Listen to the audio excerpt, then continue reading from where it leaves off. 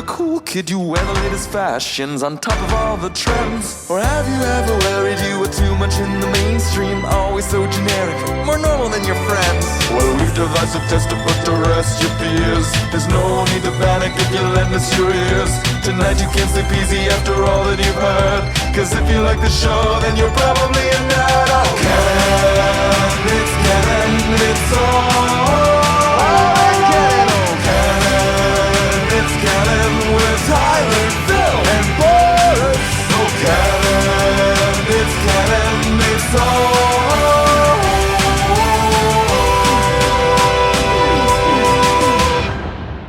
in Canon.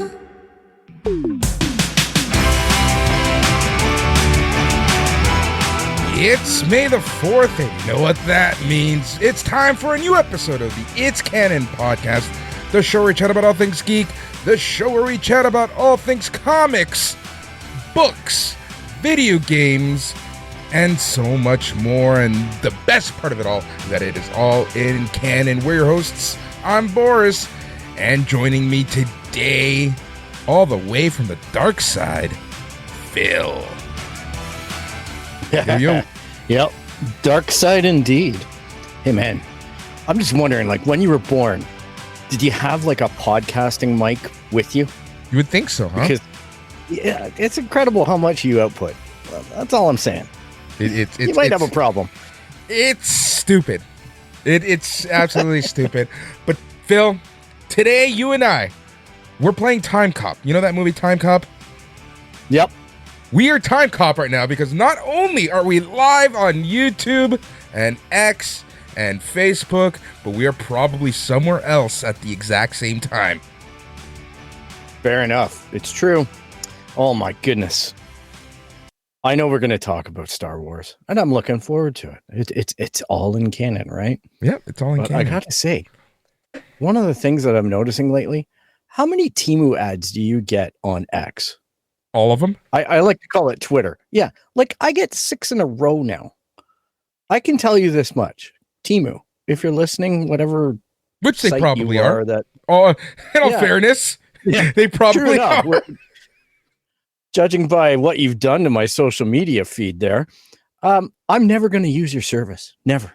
Because it's so atrocious. The fact that I get assaulted when I log into social media with your garbage. And I can't make the ads go away.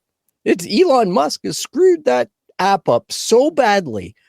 It's just, wow. But I'm making lots of friends on X because I'm going around letting my voice be heard about the newest Lego controversy to hit. Oh, the newest Lego controversy to hit. Yep.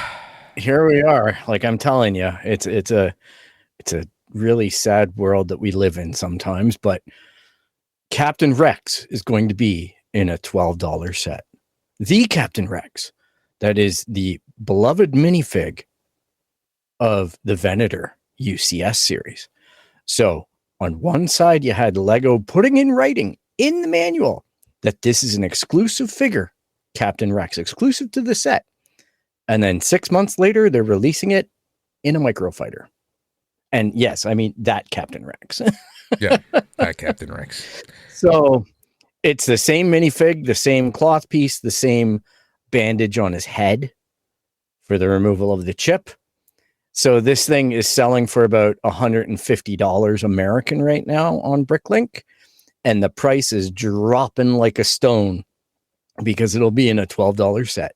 And fans, like, I'm saying it, if you bought the Venator and you're upset over a minifig being released and completely dismissing the fact that you bought like a 4-foot long Venator, like you did get value for your money. I'm sorry, but you got a set. And it just seems like everybody's forgetting that they got the Venator and Commander Yularen, but oh no, my Captain Rex, he's not as valuable as he was. Yeah, well, guess what? It happens to a lot of minifigs, man. Boba Fett recently, too.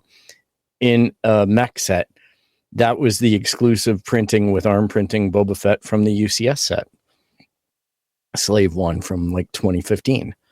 So, you know, I don't dislike Lego making these characters more readily available for casual collectors. Yep. Or even like myself, I'll put it in plastic and put it with the other minifigs as something that I cherish. Mm-hmm. But the value of it has nothing to do with what Bricklink tells me the value is. The value of it is what I attribute it to be worth, like what it means to me. Yeah. And that's my weird relationship with Lego, right? I don't care that the fig is valuable or not. It's a question of what it means to me. Yeah. And that's the way I'd like to open up our May the 4th discussion, because one thing that I did realize in looking through social media for the day and everything is that Star Wars means a lot of things to a lot of different people. Yeah. And I'm just really tired of the community. I'll say it again. Community in general, gatekeeping Star Wars. Star Wars is for everybody. Everybody got on at a different point, and nobody's more right or more wrong than anyone else. I swear I have this conversation, whether it be on this show or one of my wrestling shows or the main wrestling radio show. Every fandom is so weird, right? And it's just like they try to gatekeep things, and it's like, you do realize the more popular this gets, the better for you. Exactly.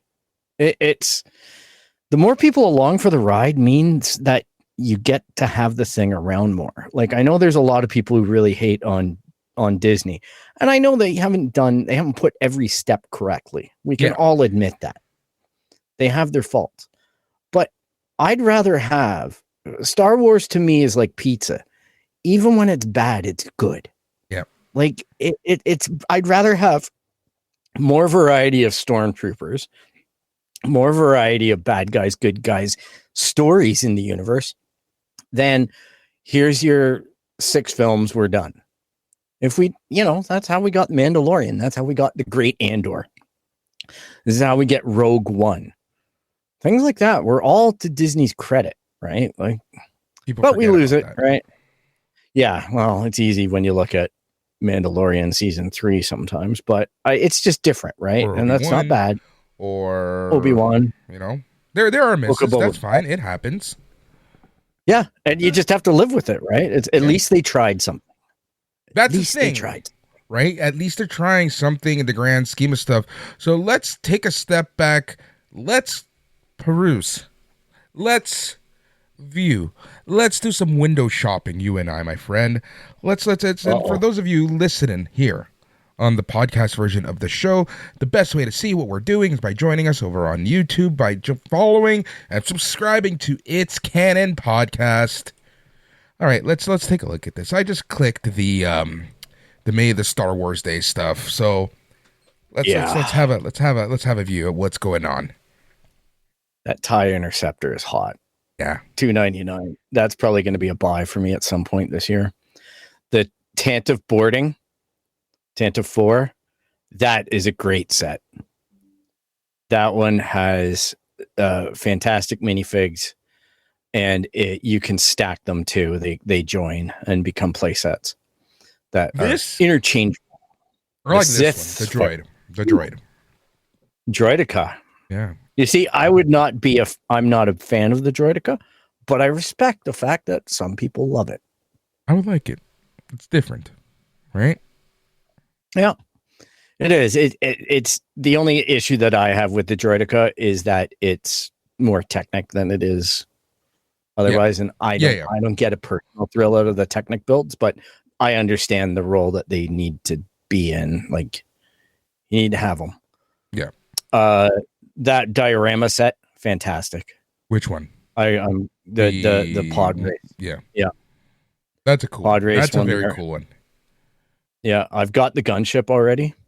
I picked that one up. If you keep your eye on Amazon, they go on sale for 20 to 30% off quite regularly. Millennium Falcon MIDI scale, fantastic way to display the Millennium Falcon if you don't want to have a UCS set that's the size of a coffee table. That's exactly it, right? Like, I think this is perfect. I love it too. Like, I don't know. I like this so much. Yep. You can get them on Amazon for about $99, so $10 less than here. Those Clone Trooper packs, all right, but I've got the R2-D2. I caved. Do you got it? I have it. I bought it. I haven't built it yet. I really wanted the Darth Malak figure, and I've never bought a buildable R2D2, and I know he's your favorite character. Right, he's Juan's favorite character. Like, oh, okay. I thought he was yours. No, he's Juan's favorite character. I decided, you know what? I'm going to pull the trigger and get this one because it's the right price and it's not too gimmicky, because the last one that they had out was UCS and it was $300 Canadian.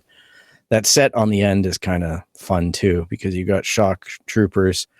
It's one of the first sets to actually depict Order 66, because it's a rescue of Grogu, and that's Ahmed Best, the guy who played Jar Jar Binks, and was able to make a name and kind of forgive, and it was a beautiful story seeing him in that. It's episode. A great story. Yeah, and he actually has a Jedi show made by Disney on YouTube where he plays that character. There you go. So he's making a gig out of it, and it's got a light post. It's a sexy light post. So it's crazy how Lego releases these minifigs, right? Like, they really, really make you go out of your way to buy a lot of, I would say, random sets for the minifigs that are probably going to end up being more popular. It's funny because it seems like 5 years now, because since the 20th, and now we're at the 25th anniversary, they're including these really random minifigs, because Darth Malak has nothing to do with R2D2. Exactly. But they put Darth Malak in there. That's what they're doing on this series run, is they're sprinkling throughout. I had to buy a book just to get the Darth Maul 25th anniversary minifigure. But I have a problem where I collected all of the 20th anniversary minifigures with their little plaques and everything. So that problem continues to manifest. I'm not going to lie. It's a pain in the ass, but what can you do, right? Yeah, how is the overall Lego community right now? I know that it's always up and down overall. I think it's pretty healthy right now, because we're in the middle of like these new sets. It was rumored that these new sets that I was talking about with the Captain Rex, and there's a couple other Mandalorian season 3 sets, one with the big, like, they actually redid some helmets and things, and there's the new stormtroopers that can fly around and whatnot, but they were rumored to be coming out in August here, but June the 1st or everywhere else. And then that got quashed. Everything is getting a worldwide release of June 1st. So that calmed a lot of fires. I would say that if you're really interested in keeping track of Lego, especially Star Wars Lego, M&R Productions, Ryan over at M&R Productions, is a fantastic YouTuber to follow. He's got opinions, and he's pretty much always looking out for the community. He's always holding Lego to be accountable for some of their more exploitive tasks, I would say. But, I think the Lego community overall is pretty healthy right now, because we're in the spot where sets are coming out. We still don't know. Well, we have an idea of what's coming out for the fall this year. And that's supposed to be a UCS Jabba's sail barge. So, and I think we're going to see a return of a minifig that we all thought was not allowed to be made anymore. And that would be Princess Leia in a bikini. Oh. So, controversy. There's 2 versions previously of it, but we seem to think that Lego wants to stay away from it, or maybe, there's been some pressure, because, it's come out that Carrie Fisher was not entirely impressed with that wardrobe. Yeah. And, it's become a little bit of a hot button. It got me to buy one, actually, because I was afraid that I'd never see it. That makes sense. Cool. So if you haven't been able to tell, it is May the 4th. We'll be talking all things Star Wars on this episode, and we are officially back. You might see some changes here and there, but we're going to do everything in our power to come back each and every single week. The chat's going to be open starting next week. Again, we're really just focusing on Star Wars this week. Let's talk about video games. Star Wars video games, because there's not too much happening in Star Wars in 2024, but one of the big things that is happening is Star Wars Outlaws. Thoughts? Yeah, Outlaws. Oof. This one's interesting. This one is interesting. There's some stink on this one. Not gonna lie, there is some real stink on this one, and that is that basically they've put out this set, or they're putting out this video game, and they've kind of not communicated really well. The first misstep was Ubisoft came out a few weeks ago, maybe a month ago, and their CEO came out and said that gamers have to get used to the idea that they don't own the games. Yeah. We talked about first that, yeah. Public relations mess up. Yeah, we did touch on that. Now, the next thing they did was right before the Outlaws news broke, they canceled a game called The Crew. Hmm? They communicated that earlier, that the game was being decommissioned online. The thing is that a week after they decommissioned the servers, they actually went in and physically revoked everyone's license for the game. Poof, game no longer appears to be playable, ownable, enjoyable in any form or fashion. So you can't get a side server set up that runs The Crew anymore because they took away your ability to run the software. Yeah. So that had a little bit of odor. Then what they did was they hid some content into exclusive versions of the game that cost a lot more. Specifically, what they did is the Ubisoft is under fire because they've locked Jabba's Gambit mission behind Star Wars Outlaws Season Pass. So this Season Pass starts at $110 essentially for the gold edition, and up to 130, and that is the only way that you're able to play this mission. That includes every one of the most beloved characters in Star Wars. But let's remove the fact that this is Star Wars. Phil, we're the It's Canon Podcast. We talk about stuff like this all the time. Let's talk about this new strategy, and is this the other future of video games and the video game industry, where you're going to be paying more or less depending on what comes in your game? Well, first things first, and they botched this as well. Jabba's Gambit is not all of the Jabba's content in the game. Exactly. It's just one mission. So that's one thing, because there was a very big overreaction on the internet about it. And it kind of was like people clickbaiting, right? They were just trying to smear Ubisoft, which fair enough, but to get the clicks, and it is a little bit misleading, but it still highlights two major problems that I see with video game releases. Number one is content being behind more expensive paywalls. Number two, early access, doing their beta for them at a price, doing their server maintenance. Like, here's the thing. Here's why I'm no longer pre-ordering any video game. Because I want to see after one weekend if it works. Because look, I'm tired of spending my money getting nothing for it.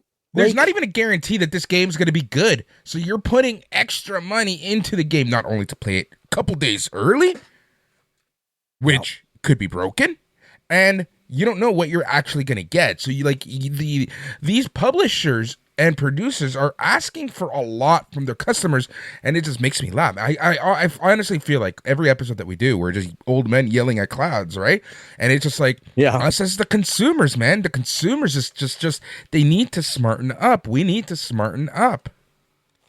Yep. It's really annoying as a video game consumer, and as well, there's a lot of, even within the video game realm, I know it's not quite Star Wars, but just look at the controversy that hit last week over Stellar Blade, and how everybody freaked out about Stellar Blade having hypersexualized characters in it, and then it became very divisive on that front about who supports what.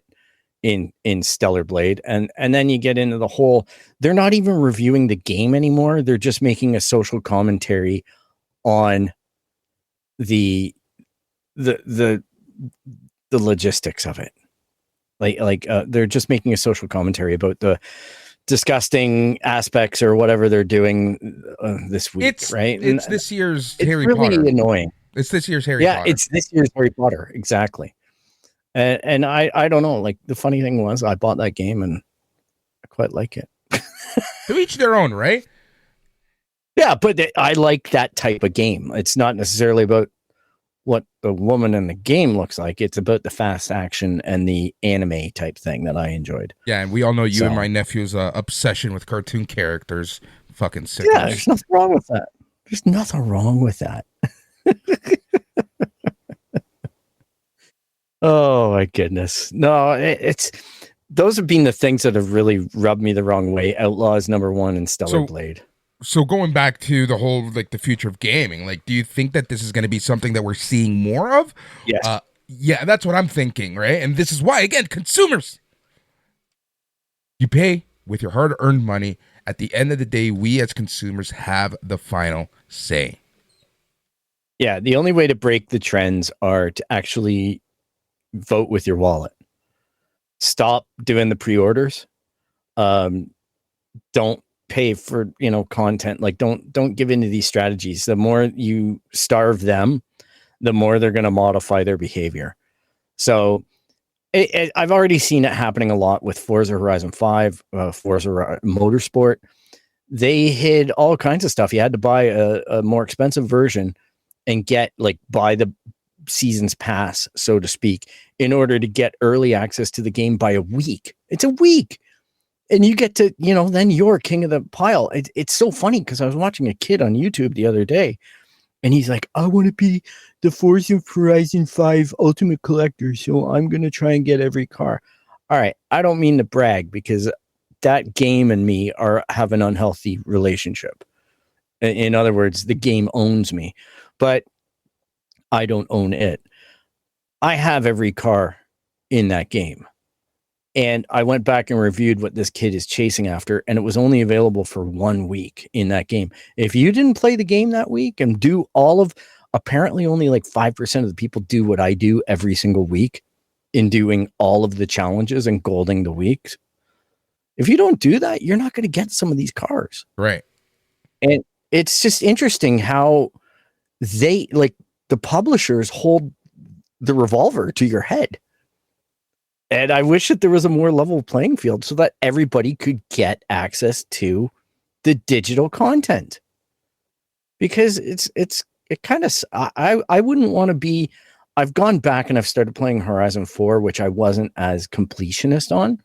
And it's frustrating when I go in and I go, I want to use this type of car. I don't have it. I can't get it.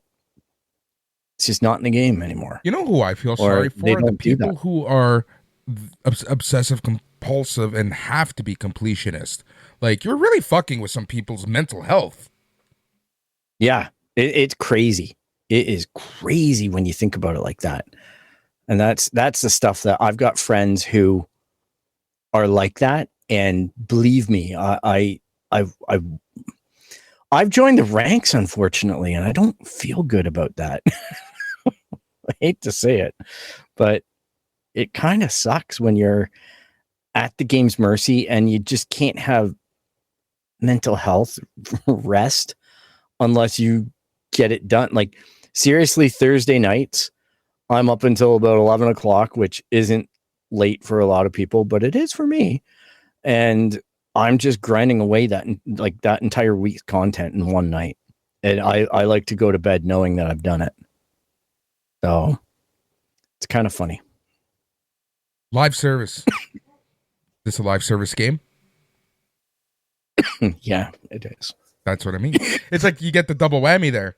You're getting the double whammy of the fact that not only are you getting certain content if you pay certain prices, but it's also a live service game. So once again, consumers, you have the say. Yeah, and the one good thing about, I'll say this about Forza, is the actual gameplay isn't a serviced gameplay. Like they can take their servers down and you're still going to be able to play a certain degree of the game, I believe. But I do worry about the state of gaming in how much is controlled and how much we're moving away from the disc having the game on it. I know we've always circled around that on the show, but that's really becoming a big issue. Is even if you buy it physically, you're really not buying it physically at this point. No, and you know what it is? You're essentially buying a license of the game in a way. Yep. You're buying a lie if you compare it to movies. Yeah. Yeah. Because movies, I know I can always go back and watch the movie. Yeah.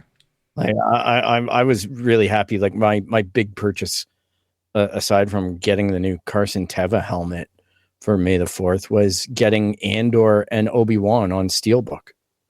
So I can watch them in 4K whenever I want to. And I don't need. Here's the thing that always gets to me, right? What version is it? Like, that's the version, as far as I'm concerned, that's the most canon. Yeah. Because it's what they committed to disc. If that makes sense. I understand exactly what you mean. Yeah. So that's been my attitude with it. And yeah, we'll see what happens. It's taking a step back. Star Wars Outlaws, is this a game that you're going to check out? What are your thoughts? What's Phil thinking? What's old man Phil going to do with this game?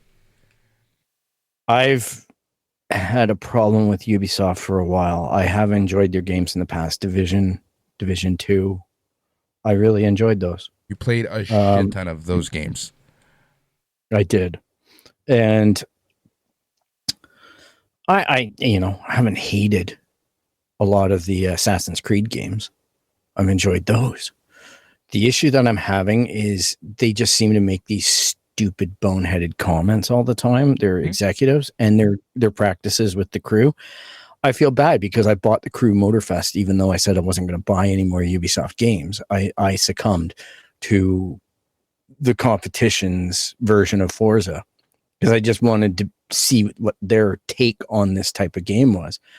I will probably be participating with the Outlaws game. It looks I'm not annoyed at all. I think the main character looks great. I think the potential for storyline is fantastic. I love the time period that it's in.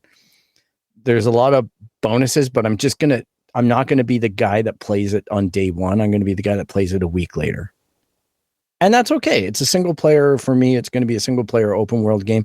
I don't always excel at open world games. I'm much better at a guided game like Jedi Survivor. Yeah.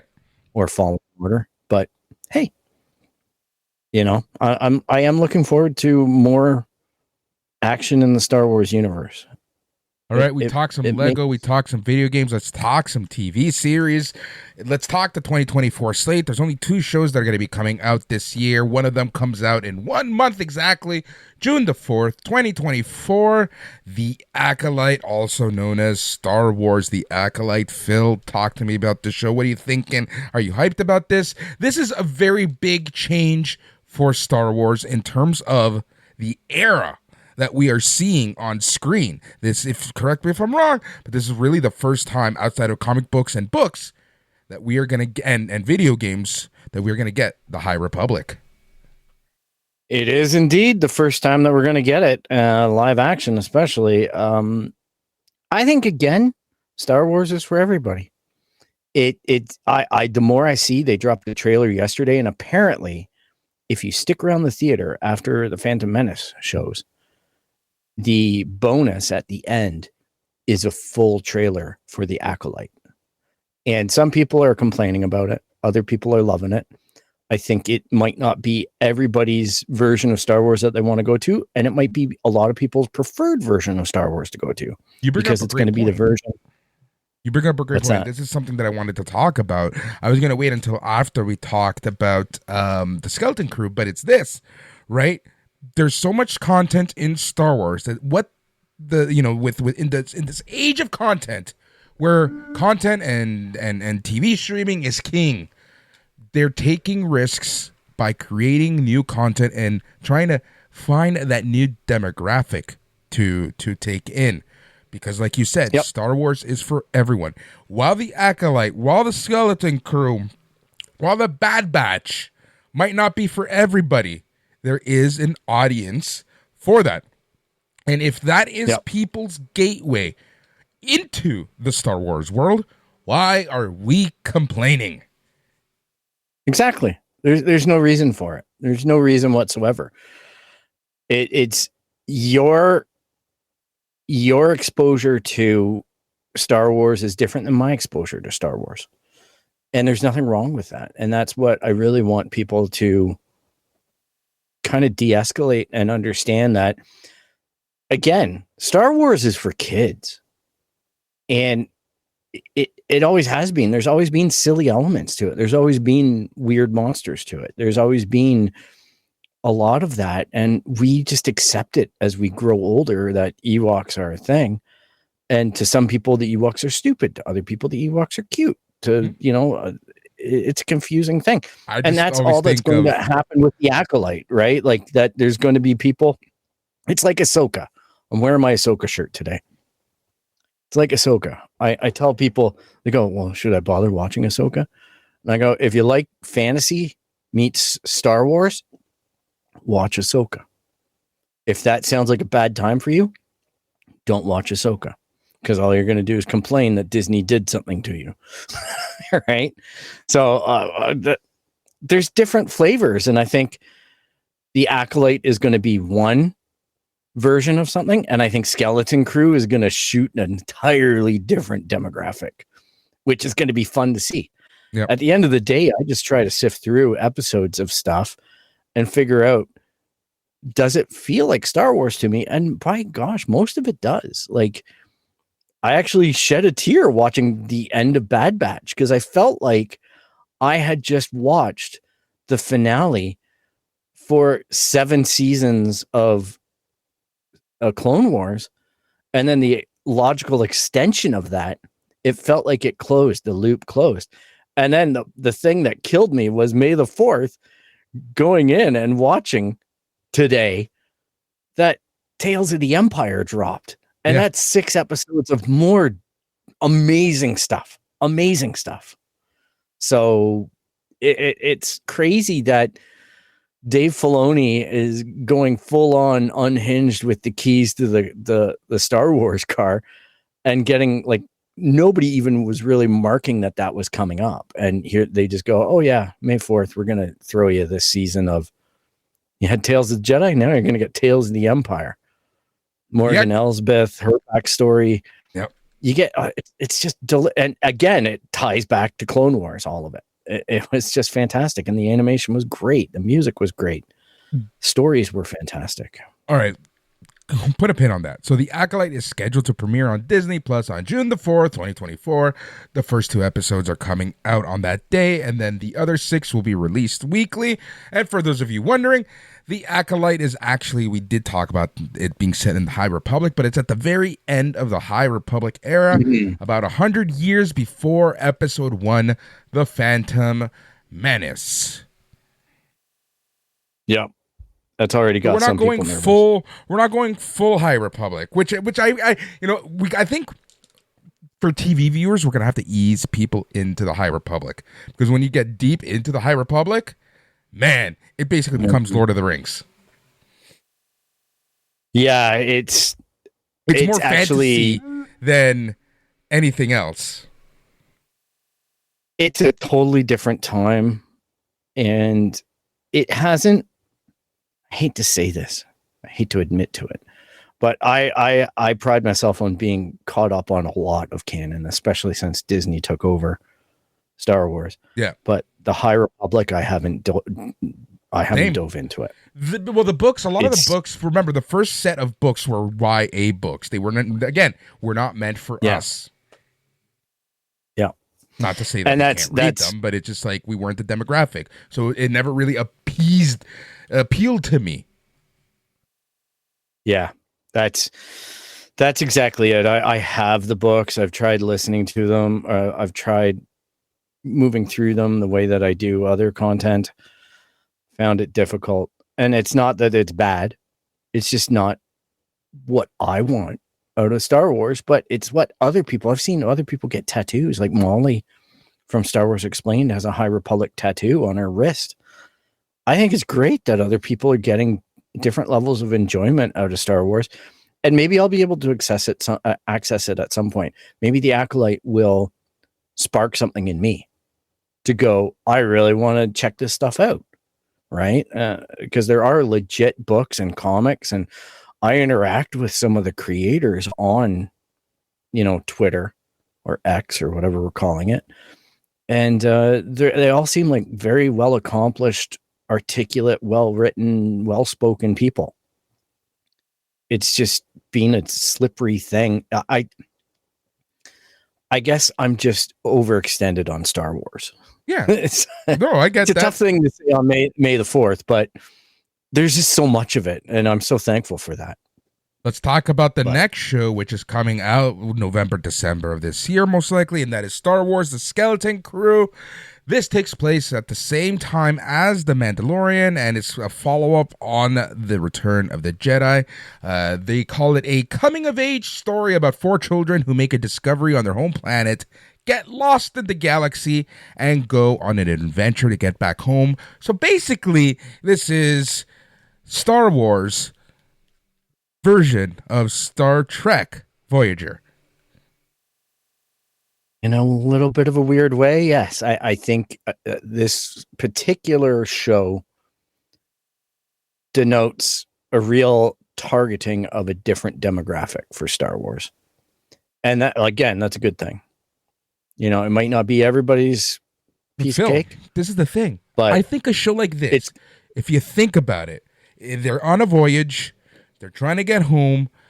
We're going to see some crazy stuff. We're going to see some crazy connections being made deep in space. Yep.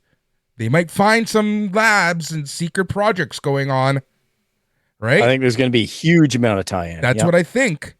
And I think that this is the show that's going to try to lure some of those Trekkies and Star Trekker fandom people in. It might. Will it work? I don't know.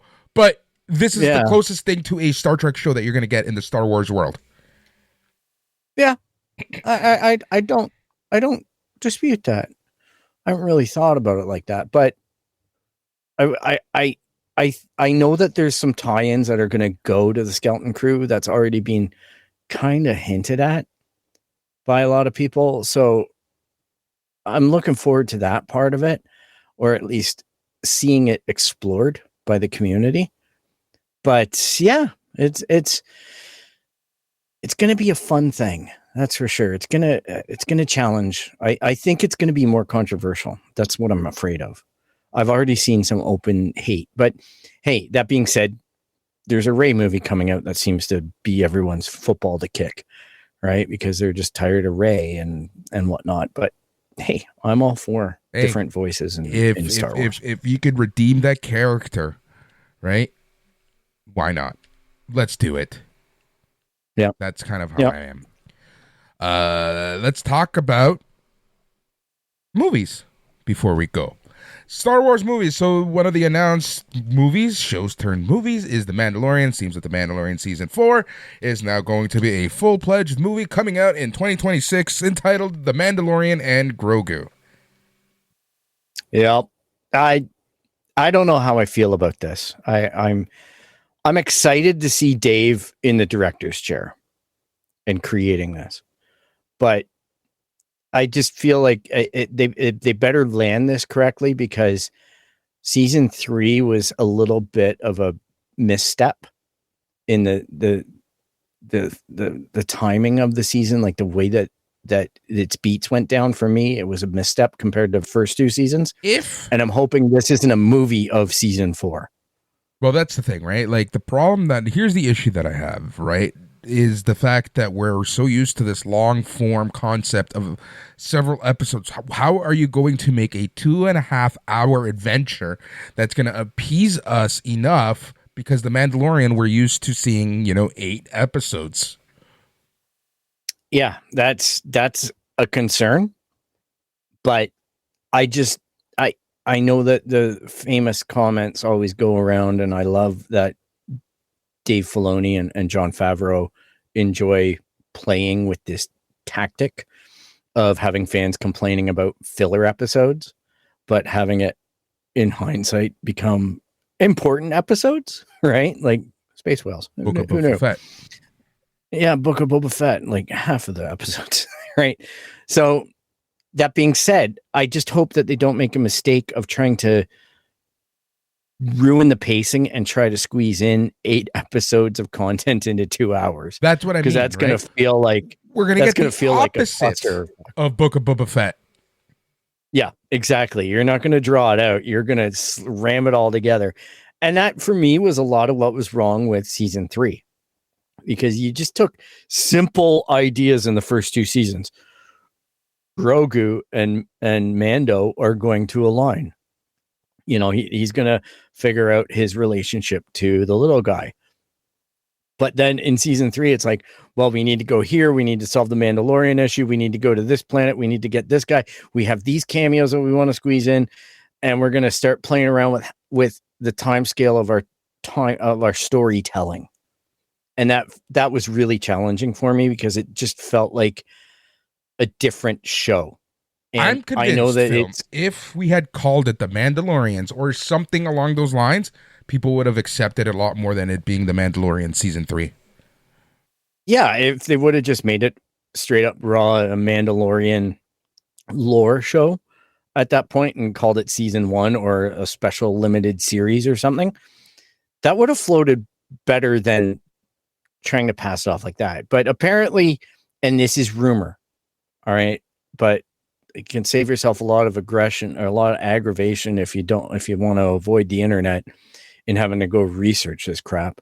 But apparently it was because of those failed shows that Kathleen had announced in the Space Rangers with Gina Carano and that type of stuff. Like there was episodes that ended up being episodes of that in Book of Boba Fett and in Mando season 3 that they just had ideas and storyboards that they wanted to use, but they didn't go well with all the other content and the narratives that were in that story. And then you have the execs going, we need more Grogu. We need to sell more toys and things like that. Because apparently there are parts of season 3 that they didn't even want to have Grogu in them. They wanted that to be the stuff that was taking place in Book of Boba Fett and things like that, where they wanted to display Din being challenged about missing Grogu and Grogu being challenged with not being taught well and wanting to be back with Din and all that kind of stuff. And they just got the pacing all wrong. It just started feeling very weird, like shift up, shift down. One episode takes place in a matter of 20 minutes and the next episode takes place over 2 months. You know, it was just weird to me. Yep. That being said, I still liked it. It's like I say, bad pizza is still good. Let's talk about 2025. The only thing right now announced in 2025 is Andor season 2. Yeah, can't wait. Right? Yeah. I'm watching season 1 right now, rewatch. I need to rewatch it. I only watched it when it came out and that's it. I need to get on that again. We talked about May 22nd, 2026. That's the Mandalorian Grogu. Let's talk about some of the unconfirmed, slightly confirmed on the books, but we're not sure just yet. We're going to start with Ahsoka season 2. Ahsoka season 2. It's shooting now, I believe, or it's in pre-production. Apparently. Yeah, it's pre-production at least. Yeah. So I know that it was confirmed by Disney. That one did get through. Apparently at the end of this year, I unofficially read that Book of Boba Fett will be coming out on Steelbook, 4K and Blu-ray. Mm-hmm. So don't be surprised if Ahsoka comes out at that time too, because they'll do like they did last year with The Mandalorian, just in time for Christmas. Yeah. So you're going to see those two because they're not cheap. They're $70 a go. Like it's dear. It's not a cheap endeavor. Yes. And then there's, I don't know, I'm probably reaching into the psychic bowl here, but you're probably going to mention Patty Jenkins Rogue Squadron getting relit as well. That was next on my list. Let's talk about that one. So Patty Jenkins. Schwarmy. Are they, will they, won't they? The Ross and Rachel of the Star Wars universe. Will it be made or won't it be made? I know, this is just pure chuckles watching this leadership of Lucasfilm eat their words and then have to rewind and leaks and it's on, it's off, it's on, but it's so off. funny because we went from having this like elaborate MCU like calendar to Disney just not announcing anything anymore. Yeah, I don't blame them. Like, no, they God eat no. so much crow. They eat so much crow. Like it's unreal. So, and then you had the guys, right, that they were so proud that they went out and they got the Game of Thrones guys. And then that last season of Game of Thrones really shit the bed. And then they're like, oh, we don't want to do a project with them. These guys are stinky, right? Like they're just like, no, they have odor, away. And then you see them. I know this is in Star Wars, but I know what you're going to say. Just say it. Going over to Netflix and watch 3 Body Problem. I don't know about you, but that show was fucking awesome. Amazing. If you haven't watched 3 Body Parts, go watch it. But what's funny is that it had 3 Body Problem. 3 Body Problem. Yeah, 3 Body Problem. It felt not like parts. Sounds like a horror. Parts. The show reminded me a lot of Game of Thrones in the sense that you're thrown into this world and you're not quite sure what to make. You're not quite sure whether you like it or you don't like it. But eventually, you can't turn that shit off and it turns into something completely different. I was unsure if I was watching the right show for the first episode. And I'm like, is this a horror show? What the hell is this? Like, I didn't understand the title or anything. And then once you get into the actual meat of the story, I'm reading the book now. Because I was like that impressed with this show. Because I loved the casting. I loved everything about it. Yeah. And then the other one that I know we haven't talked in a while, but holy cow, Shogun was just standout, knock me down, drag me out. Disney just freaking killing it with that Shogun show. We'll talk about those 2 shows and so much more on next week's episode when we catch up on everything else. So let's go back. So we talked about Ahsoka.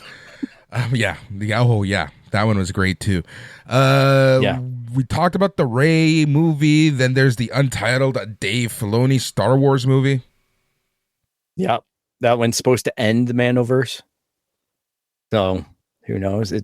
Maybe it's going to be a trilogy. We don't know. There's a lot of swirling. Then there's the rumored untitled James Mangold Star Wars movie.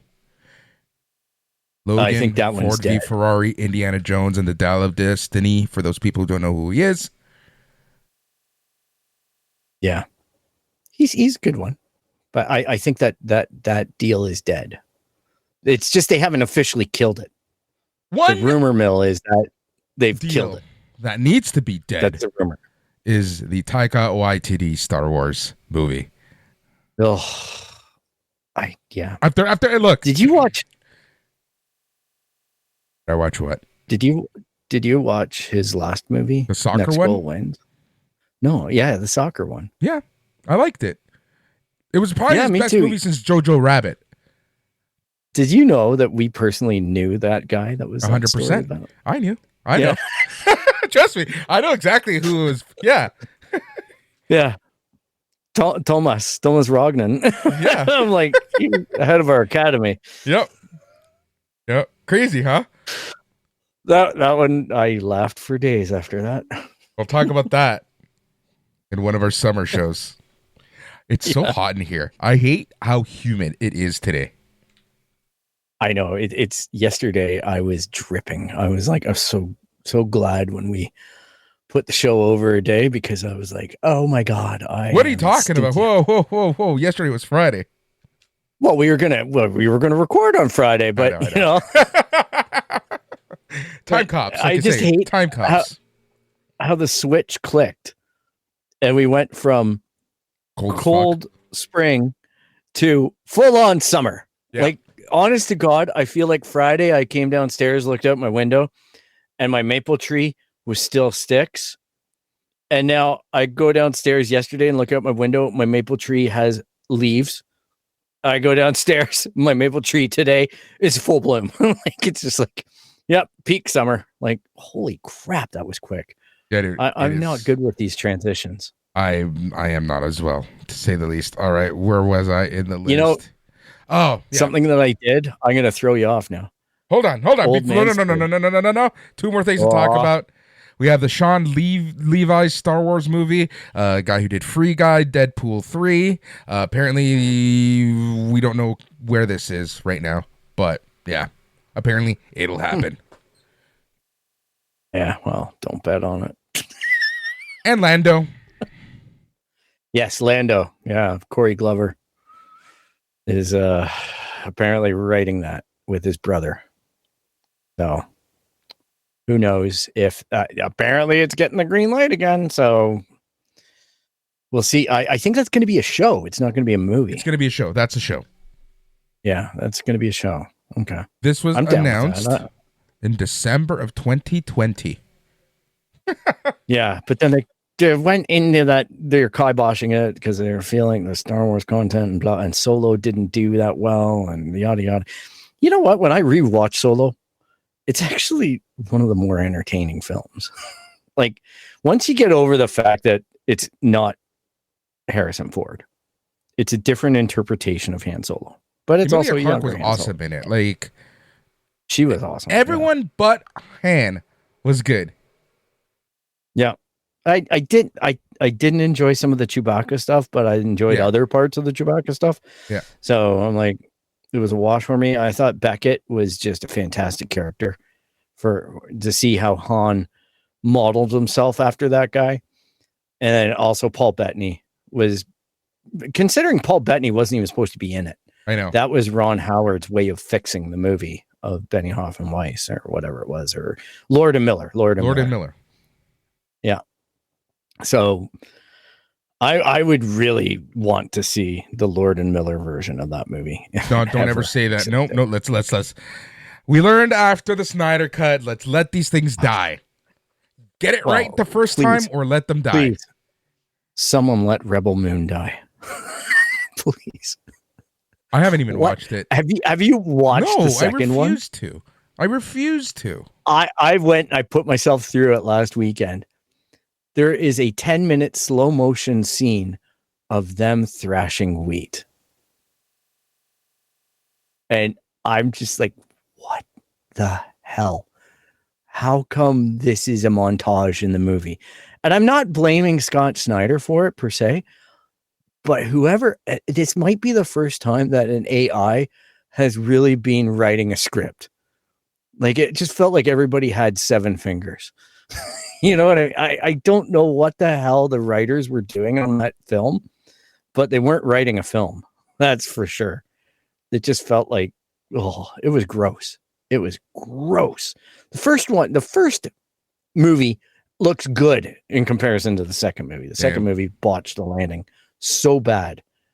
It's not even worth, not worth anything. It's garbage. And now they're touting this new re-release of it, the Snyder Cut. I'm like, God, stop. All right, so that's Star Wars. We are caught up in the world of Star Wars. Phil, what else do you got for me before we go? Being an old man, do not skin your knee. Yeah, that takes forever to heal, if it ever heals.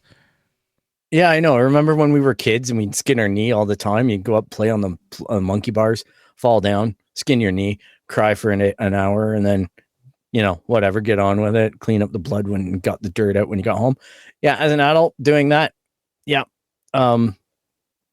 it's been a week and I still hurt. Oh, you're old. You're old, my friend. Speaking of old, speaking of age, you know what you have to do. Do you remember how to do this? I don't even remember how to do it. I've been spending half the episode trying to find my old notes and I can't find them.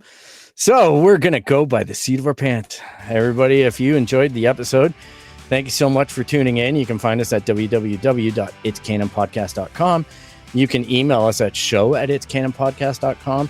And you can track us down on all the social media stuff, including Elon Musk's really disgusting version of Twitter called X at Its Canon Podcast. And wherever you find podcasts now, because God knows you're not going to find it on Google, but you will find us everywhere that you can find podcasts, like Spotify and other places, Podbean, at itscanonpodcast.com. And we can also thank our friends at Sunday night's main event, who has a Patreon, and sometimes our episodes show up on there. So give them a follow at snmeradio.patreon. Patreon.com radio /. SME Radio /. There we go. You see, I got the plug. There we go. Right. You got it. I'll be better prepared next time. So thank you so much for spending your time with us. Thank you so much. May the 4th be with you, Phil, and to everyone listening. It was an awesome time being back and chatting all things Star Wars here on the It's Canon Podcast, the show where we talk about all things geek, the show where we talk about all things video games, books, comic books, toys, Lego, and so much more. We talk about anything and everything. And Phil, do you know what the best part of it all is? Well, may the 4th be with you, but it's all in canon, baby. That's right. It's all in canon. Until next time, take care. And stay tranquilo.